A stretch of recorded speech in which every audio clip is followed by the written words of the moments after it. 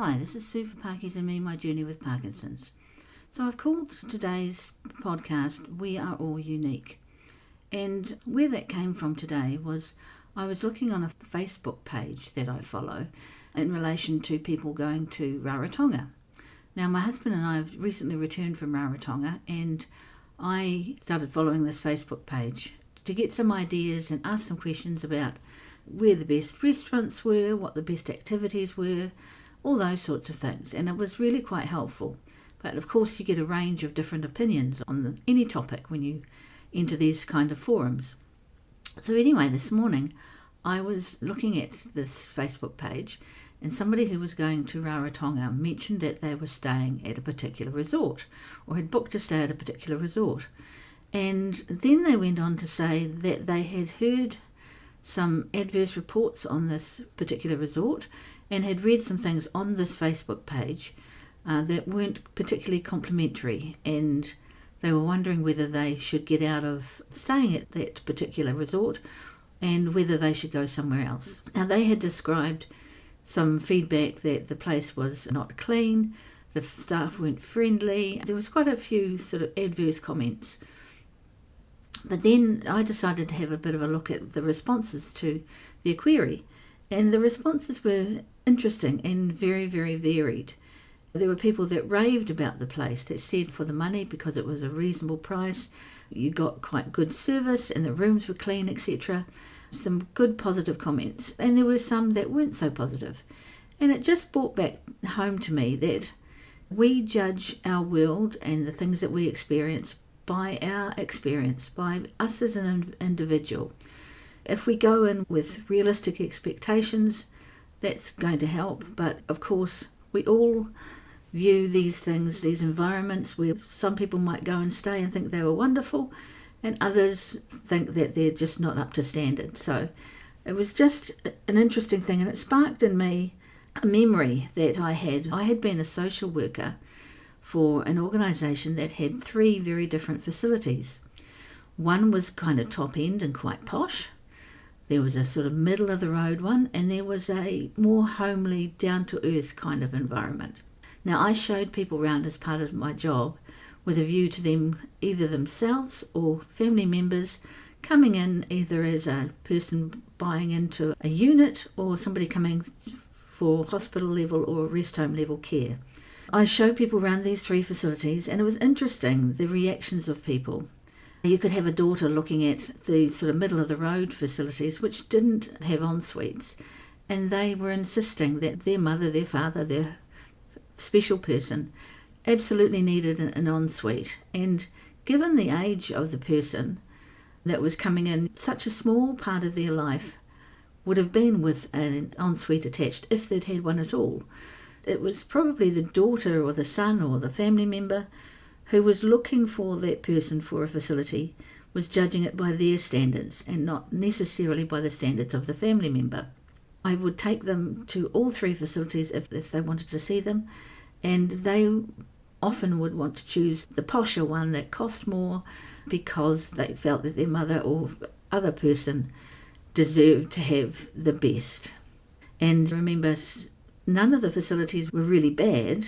The sort of lower end of facilities was more down to earth, still had clean and tidy rooms. The rooms were a bit smaller, but they were certainly nice enough that my own mum ended up in that one, and she was very happy there.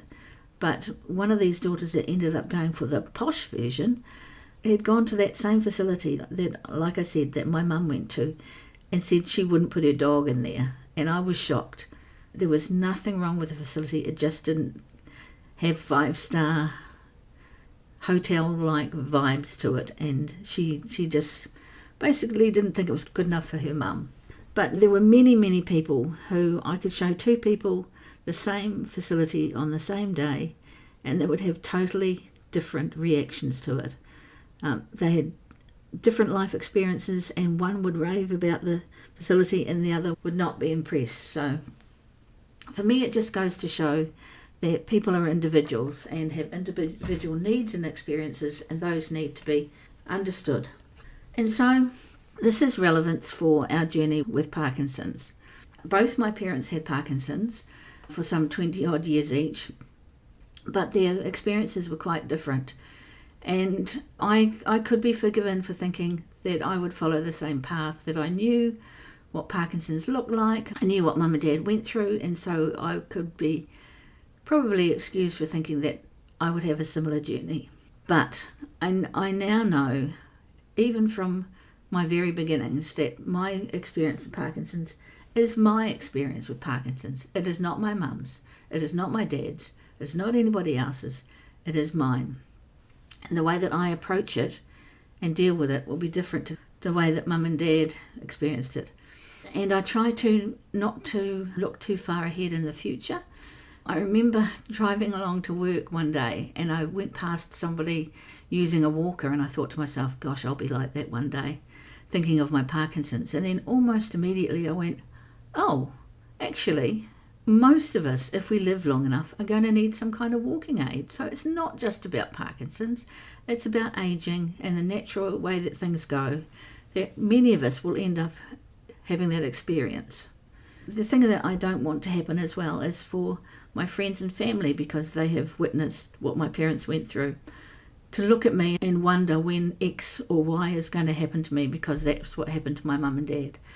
I may never have any of the symptoms that they had. I may have a collection of things that Dad had or things that Mum had. I could get a double whammy having had parents with Parkinson's. But again, this is not a given. This is not necessarily foretold that I will have certain things happen to me just because I have the same condition. My experience is my experience. So I'd just like to say a couple of things that are important to me. So my message is this: don't project on me what someone you know with Parkinson's experienced.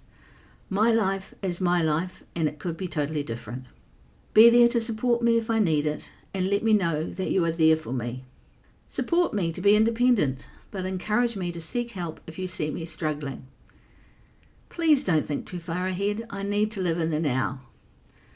Love me for who I am and have always been. Parkinson's doesn't change the essence of who I am. Walk beside me on my journey, but don't try to control my path. Help me make some magical memories. Those are things that are important to me, but the most important thing is to know that there is no one size fits all. There is no one way to experience Parkinson's. My experience is Parkinson's is my experience.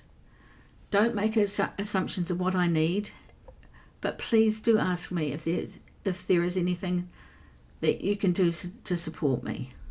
So my Parkinson's is my Parkinson's. It is as unique as I am, for I am one of a kind.